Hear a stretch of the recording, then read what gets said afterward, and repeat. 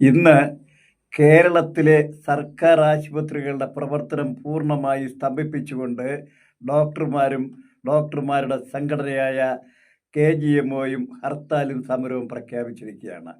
Private ആശുപത്രികളിൽ പോയി ചികിത്സിക്കാൻ കഴിവില്ലാത്ത അത്താഴപ്പട്ടിണിക്കാരായ പാവപ്പെട്ട രോഗികളുടെ ചികിത്സാവകാശവും ജീവനുമാണ് അവർ ഹോമിക്കപ്പെടുന്നത്. എന്നാൽ ഇത്തരമൊരു സമരം പ്രഖ്യാപിച്ച KGMO എന്ന സംഘടനയെയും ഡോക്ടർമാരെയും നമുക്ക് കുറ്റപ്പെടുത്താനാവുമോ? ഒരിക്കലുമില്ല. കാരണം അവർ അവരുടെ ജീവസുരക്ഷയ്ക്ക് വേണ്ടിയാണ് സമരം ചെയ്യുന്നത്. ഇന്നലെ കോഴിക്കോട് താമരശ്ശേരിയിലെ സർക്കാർ ആശുപത്രിയിലെത്തിയ ഒരു 9 വയസ്സുകാരി അവിടെ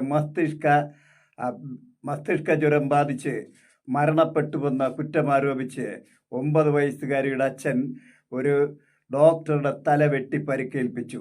അദ്ദേഹം മരണത്തിൽ നിന്ന് കഷ്ടിച്ച് രക്ഷപ്പെട്ട് ഇപ്പോൾ ICUയിൽ ചികിത്സയിലാണ്. ഇത്തരം സംഭവങ്ങൾ എന്തുകൊണ്ട് കേരളത്തിൽ നടക്കുന്നു എന്ന് ചോദിച്ചാൽ അതിനുത്തരം ഒന്നേ ഉള്ളൂ. നമ്മുടെ സർക്കാർ ആശുപത്രിയിലെ ഡോക്ടർമാർക്കോ ജീവനക്കാർക്കോ പോലും സുരക്ഷ നൽകാൻ കഴിയാത്ത ഒരു സർക്കാരാണ് കേരളം ഭരിക്കുന്നത്. ഒരു ആഭ്യന്തര വകുപ്പാണ് കേരളം ഭരിക്കുന്നത്.